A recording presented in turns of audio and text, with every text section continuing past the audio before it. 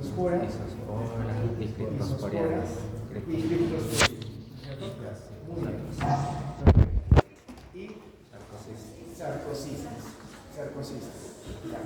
¿Qué ocasionan en el hombre? Diarreas acuosas, ¿no? Ya está. Muy bien.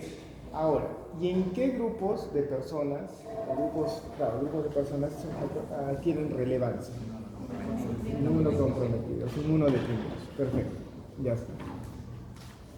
¿Qué diferencias hay entre ciclospora y el Cryptosporidium isospora comparado con sarcocistas? Mecanismo de infección. Monoxenos Mecanismo de infección. y el mecanismo de infección, ¿ya? ¿Quiénes tienen ciclos monoxénicos? Los tres primeros. Y en cambio heteroxénicos, sarcocistas. ¿Ya? Perfecto. Y los mecanismos de infección. Los tres primeros, agua, manos, verduras, y el otro es consumo de carnes, ¿no es cierto? Excelente, ya está. Ahora sí vamos a entrar a la parte pesada. Ya.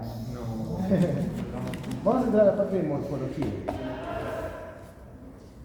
Ya, morfología. Vamos a hacer de forma comparativa. Primero, Cryptosporidium.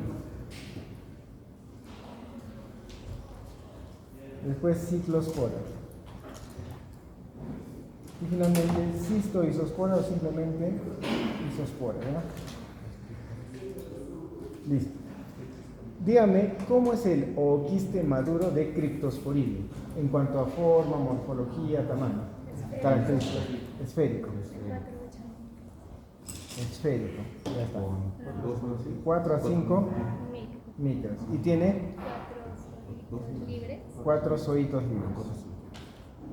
Que como vienen de un proceso llamado esporogonia, se le llaman esporozoides. Ya, ahí está el ooquiste de Cryptosporidium. Ya. ¿Cómo es el ooquiste maduro de Ciclospora? Esférico. Muy bien. 8 a 10 micras. 2 esporoquistes Y cada uno con 2 esporozoides. Cada uno. Muy bien. ¿Y cómo es el de isospora o cistoisospora? Forma de uso botella. Ajá. 2 esporoquistes, 4 esporozoides. Muy bien, ya está. Perfecto. ¿Y todos qué tienen? Pariquiste, ¿no? Eso es todo, ¿no? Es un ooquiste. Ya está. ¿Qué técnica de coloración nos ayuda a identificar? Sílice modificado. ¿Cuál es la modificación? Se calienta. No se calienta. ¿Cómo se le llama también a sílice? Kim-Yuon. Técnica de Kim-Yuon. Ya está. Y de los tres, ¿quién es el único que tiene autofluorescencia con radiación ultravioleta? Ciclospora. Ya está. Entonces, morfológicamente, digamos que ya los conocemos. ¿Listo? Perfecto. Vamos ahora vamos a dar las generalidades. ¿Cuáles son los tres tipos de reproducción que se observan en estas tres coccidias intestinales?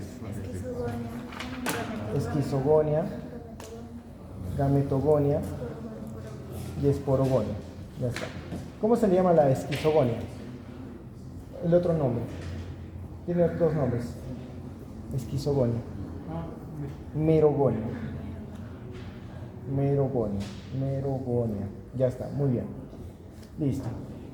Ya, ¿qué es la esquizogonia? Es una reproducción asexual. La gametogonia es la sexual y la esporogonia es un tipo de reproducción asexual, pero más sería como una maduración, ¿no? No es una maduración, un proceso de diferenciación. Ya está. Muy bien. ¿Cuál es el estadio infectante por el cual se adquieren estas tres coccidias? O quistes maduros, ¿no es cierto? Ese es el estadio infectante. O quistes maduros, ya está. Por los mecanismos de infección que ya conocemos: agua, manos, verduras. Perfecto. Y la puerta de entrada es la vía oral. Ya. ¿Cuál es la ruta de migración interna de estas tres coccidias? Llegan al intestino y se produce el desenquistamiento. ¿Qué se liberan? Los esporozoitos. Ya está. ¿Qué ocurre con el esporozoito que está aquí una vez que se ha liberado? Muy bien, en 4 etapas invade la célula. Primero, reconocimiento, reorientación, penetración y formación de la vacuola parasitófora. ¿No es cierto? Ahora tenemos aquí un zoito dentro de la vacuola parasitófora. Ya está. ¿Qué ocurre? Se expande el citoplasma primario, se expande el citoplasma. Entonces este esporozoito ya no le llamamos esporozoito, le llamamos, no, trofozoito. Trofozoito, ya quieren llegar a la trofozoito, muy bien. Cuando se forma el trofozoito dentro de la vacuola parasitófora, ¿qué inicia? La esquizogonia, ¿no? La esquizogonia. Y la esquizogonia, ustedes mismos lo han dicho, es una reproducción asexual. ¿En qué consiste? Se divide el núcleo. Muy bien. Si tú tienes una estructura, una vacuola parasitófora, donde hay un citoplasma que prácticamente abarca toda esta vacuola parasitófora, y ya estás viendo que el núcleo se ha dividido, ¿cómo se le conoce eso? Ya no se le llama trofozoito. Se le llama... Merozoito 1. Muy bien, esquizonte. Esquizonte joven, tiene razón, esquizonte joven. Ya. Si estos núcleos se siguen dividiendo más y ya migran a la periferia, esquizonte inmaduro, muy bien. Si cada núcleo ya se rodea una porción de citoplasma y se forman muy parecidos a estos, los merozoitos, ¿cómo se le llama ese? Esquizonte maduro. O sea, cuando ya están formados y a punto ya de romperse, ese es el esquizonte maduro. ¿Ya? Se rompe. Muy bien. Después, este merozoito resultante, que también tiene su núcleo, su mitocondria, su complejo apical, ¿qué puede hacer? Puede invadir otro enterocito vecino o uno que esté más distante y repite el proceso. Reconocimiento, reorientación, penetración, formación de la vacuola parasitófora, se convierte en un trofozoito, inicia la esquizogonia, se divide el núcleo, todo lo que ustedes han visto. Si quieren ir al detalle, se dice que en el caso de Cryptosporidium ocurren solamente 2 esquizogonias.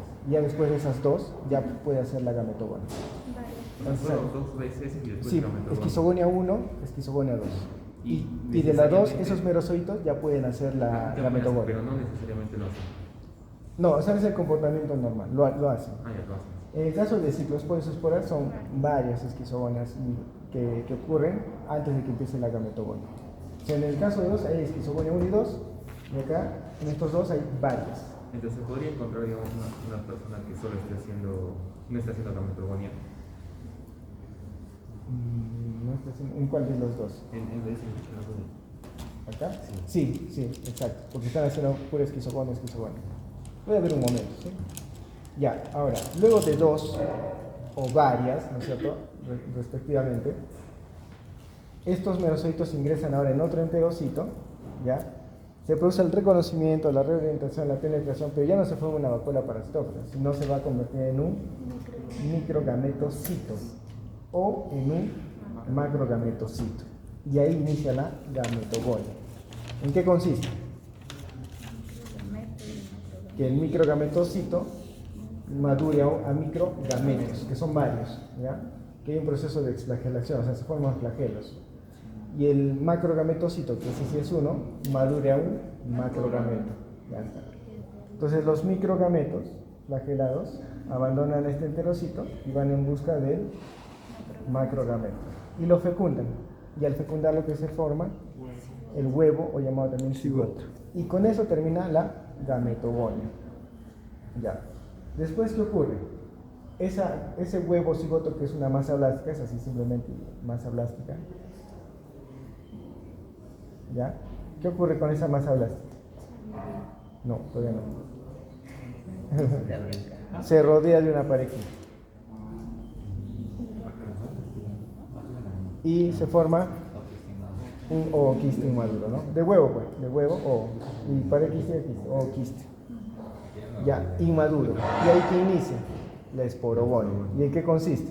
Que esa masa blástica se diferencia. Si es un ooquiste de Cryptosporidium, esa masa blástica se diferencia en 4.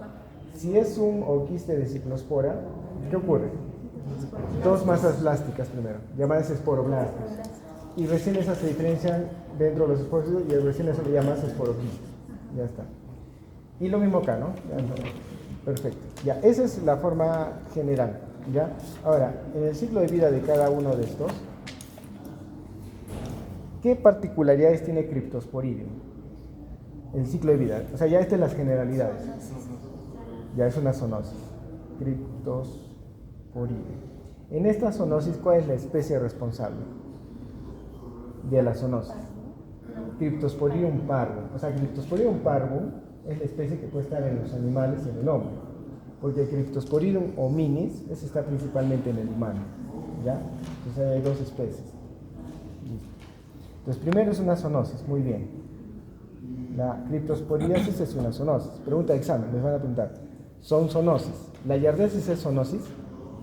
Sí, es zoonosis. ¿La criptosporidiasis es zoonosis? Sí. Ya. ¿La blastocistosis es zoonosis? Sí. Sí. ¿La balantidiasis es zoonosis? Sí, porque está en el cerdo, ¿no es cierto? ¿La entamoeba isólica es zoonosis? Ya. Ahí, hasta ahora lo manejamos que no. Pero ya hay algunos reportes que también está en el perro. Entonces, lo que podría considerar ya como zoonosis. Pero al menos lo manejamos como que no. ¿Ya? Entonces, eso les van a preguntar. ¿Cuáles son zoonosis? ¿Cuáles no son zoonosis? Listo. Este es zoonosis. Ya. ¿Cuál es el estado infectante por el cual se adquiere? Ya lo sabemos. O quistes maduros. Mecanismo de infección ya los conocemos. Puerta de entrada ya conocemos. ¿Cuál es la ruta de migración? Pero ya en el detalle. Acá. Sí. Las tres reproducciones. Ajá. Las tres fases se dan a nivel intestinal. Todo ocurre a nivel intestinal en la criptosporidiasis. O sea, ocurre la esquizogonia, ocurre la gametogonia y ocurre la esporogonia. O sea, ocurre en el intestino. Si ocurre la esporogonia, ¿qué es el producto de la esporogonia? Los quistes maduros. ¿Qué elimina una persona? Quistes maduros. Entonces, a ver, si una persona se infecta con quistes maduros y una persona elimina quistes maduros, ¿qué hay ahí? Transmisión persona a persona. Eso no se ve en las otras. ¿Ya? En las otras dos no hay transmisión persona a persona. ¿Se entiende por qué, no es cierto? Porque en las otras, ¿qué elimina una persona? Quistes inmaduros, y la esporogonia ocurre en el suelo. Entonces no hay transmisión, porque digamos que de alguna forma en relaciones sexuales aberrantes, ¿ya? Somos homosexuales, principalmente ellos, porque los heterosexuales también puede haber. Hay relaciones sexuales, yo tengo ciclosporidiasis, pero no le causaría, porque ese oquiste tiene que madurar. ¿Y si o sí madura en el suelo? Claro, por las condiciones ahí. Tiene que haber también condiciones de humedad, condiciones de temperatura, sombra, para que no muera. Pero es en el suelo, sí, está demostrado. En cambio en el otro, sí. Por eso es que en el otro, acuérdense de esto, sí es relevante los manipuladores de alimentos en la criptosporidiasis, no tanto en la ciclosporidiasis y isosporidiasis. Acá sí habla de manipuladores de alimentos. O sea, hay relación cruzada, digamos. ¿Cómo así? Entre personas. Entre personas, sí, en la criptosporidiasis, sí. O sea, una persona que no tiene, por ejemplo, buenos hábitos higiénicos, digamos, como dicen ustedes, la señora Veneno, entonces, ¿qué hace? Ella, digamos que tiene, va a los servicios, no hay buena higiene, se limpia, quedan restos fecales, hay quistes ya, prepara la ensaladita, rico el sanguchito y aún no se infectó, ¿no? Proteína. Ese es el tema, ¿ya? Muy bien. ¿Qué otra particularidad tiene la criptosporidiasis? Ya, todo ocurre a nivel intestinal, eso es correcto. ¿Qué otra cosa se acuerdan?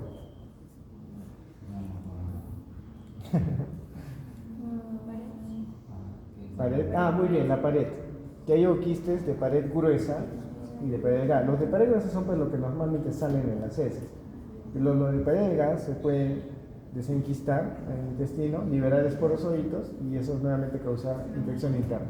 Entonces en la criptosporidiasis hay mecanismos de autoinfección interna. ¿Quién es el que la causa? Los quistes maduros de pared delgada. ¿Ya? Esos son los responsables. ¿Qué más puede haber en la criptosporidiasis? Muy bien, muy bien. Si bien esto es un parásito intracelular, en realidad es extracitoplasmático. La vacuola se forma en la parte apical, o sea, no es dentro del enterocito, ¿ya? Se forma en la parte apical. Ahí ocurre la esquizogonia. Entonces, pero si se forma aquí, estás afectando a las microvenosidades. Por eso es que este causa atrofia, ¿ya? Muy bien. No entendí por qué es la autoinfección. Es porque tienen la capa delgada y se rompe por el peristaltismo, se liberan esporozoitos. Y eso no pasa en los otros dos. No. En los otros dos sí o sí tienes que volver a tiene que ingresar un otro. Exactamente, para que te infectes de nuevo. O sea, mismo dice, pues, ¿Ya? Además está inmaduro, muy buena observación. Exacto. ¿Está bien? ¿Ya? Muy bien. Y faltan dos más.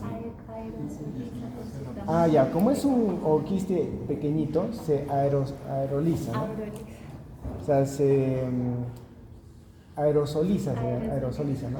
Se hace, digamos, un estornudo, digamos, y uno lo puede inhalar. Pues está en el ambiente, ¿ya? ¿Cómo? O sea, por vía sanguínea llega al pulmón. No, no, lo inhalan. Lo inhalan. O sea, Como está en el ¿cómo ambiente. llega al pulmón? No. Cuando es pulmón, la forma que se explica es más que todo por inhalación.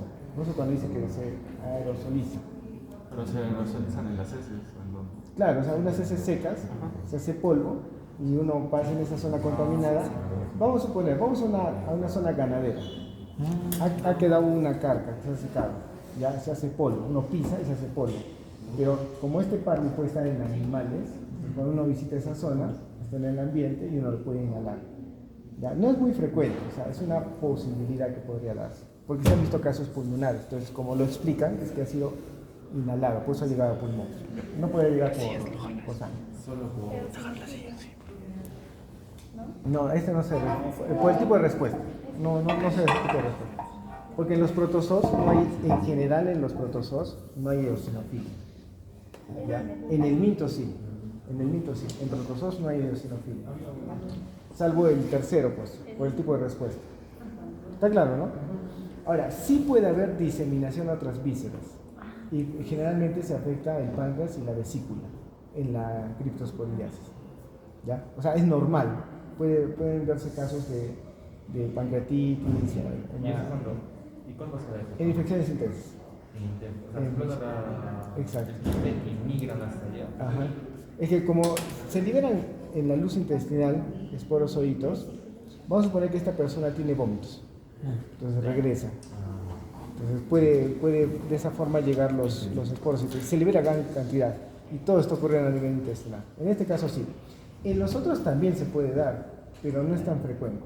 En el que sí le hablan de infecciones del páncreas, del sistema biliar, sí puede haber criptosporia. Y con eso cerramos criptosporia. ¿Ya? Otra vez, es zoonosis. Este es una. Es zoonosis, infección, puede llegar Al pulmón, pero vía. Es porque inhalas la. Porque son pequeñitos, pues está como el oquiste. El oquiste. Ajá, el oquiste. Y la contaminación páncreas y vesícula. Sí. Ya. En el caso más bien en el caso más bien de ciclospora y isospora, esto, al igual que el criptosporidium, son ciclos monoxénicos, un solo hospedero. O sea, no confundan si el criptosporidium puede estar en un animalito. ¿Ya? ¿Qué quiere decir ciclo monoxénico? Ya, yo soy la vaca. En mí ocurre esquizogonia, gametogonia, esporogonia. O sea, en un solo hospedero. Ajá, todo en un solo hospedero. Ya, él es el ratón.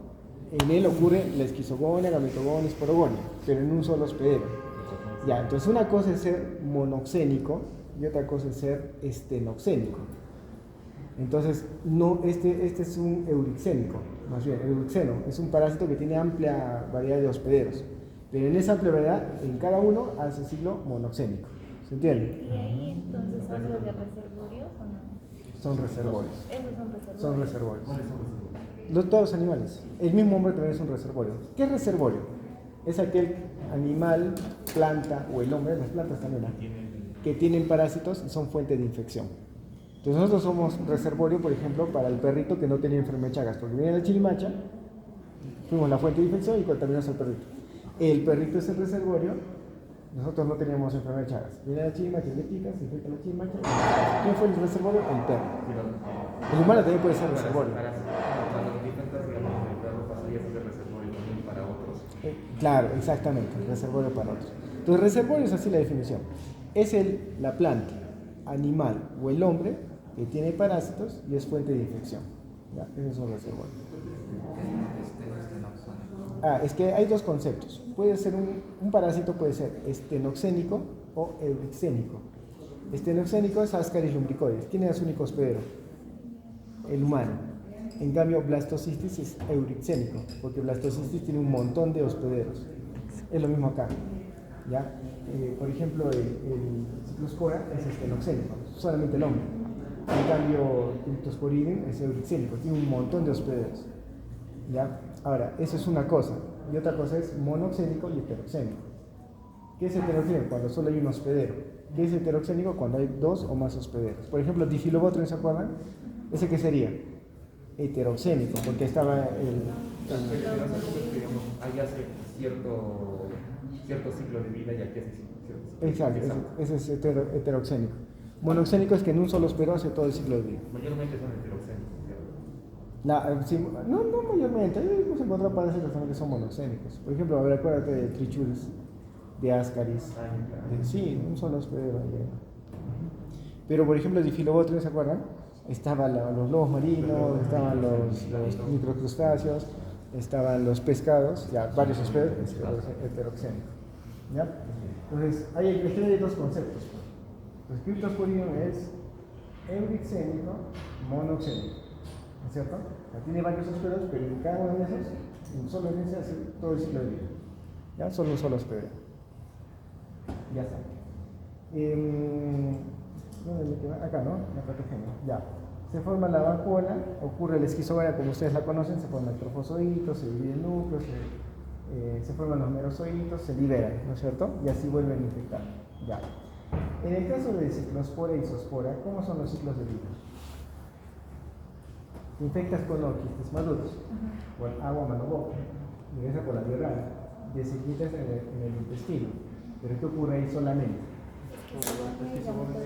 Y el inicio de la gametogenia. Por eso lo que ellos eliminan son quistes inmaduros. Y en el suelo, pero con condiciones de humedad, temperatura, ¿no? Se ocurre la esporulación. ¿Qué es la esporulación? Porque pasa de ser un onquiste inmaduro a un onquiste maduro. Eso es en el suelo. Por eso en ellos no hay transmisión persona a persona. Y solamente infectan a los humanos. No hay casos en animales. ¿Ya? Entonces sería monoxénico, estenoxénico, ¿no es cierto? Ya está. Muy bien. Pero ¿qué de particular tiene Cistoisospora? En el enterocito, si este es el núcleo, ¿dónde normalmente ocurre? Acá. Acá se forma la vacuola parasitógena, casi arribita del núcleo. ¿Ya? Aquí. Entonces acá se va a dividir el núcleo, se van a liberar los merozoitos y ya casi destruyen, pues, porque van a salir de acá hasta la luz, entonces van a causar destrucción. Entonces, los dos primeros causan atrofia, pero este causa destrucción de las microvellosidades, ¿de acuerdo? Los tres pueden causar síntomas de mala absorción, pero por diferentes mecanismos, ¿no es cierto?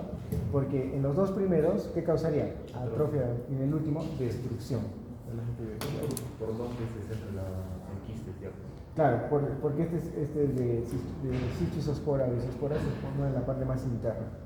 No el quiste, sino en la vacuola parasitógena. ¿Ya? ¿Sí, no es cierto? Ya. Ahora, este sí produce eosinofilia. ¿Cuánto es la eosinofilia general? Ya, ¿y cómo la evidencia? Dos formas de evidenciar. Ya, bueno, tres formas. Una biopsia, ¿no? Podría ser una biopsia, ¿no? Y los ve el tejido. Que está hecha con Leiden, y si no es el tejido, es en sangre, ¿no? En un hemograma, exactamente. ¿Ya? Son tres formas de evidenciar. Pero la de biopsia, pues no llegaremos a eso, ¿no? Se puede saber de otra forma.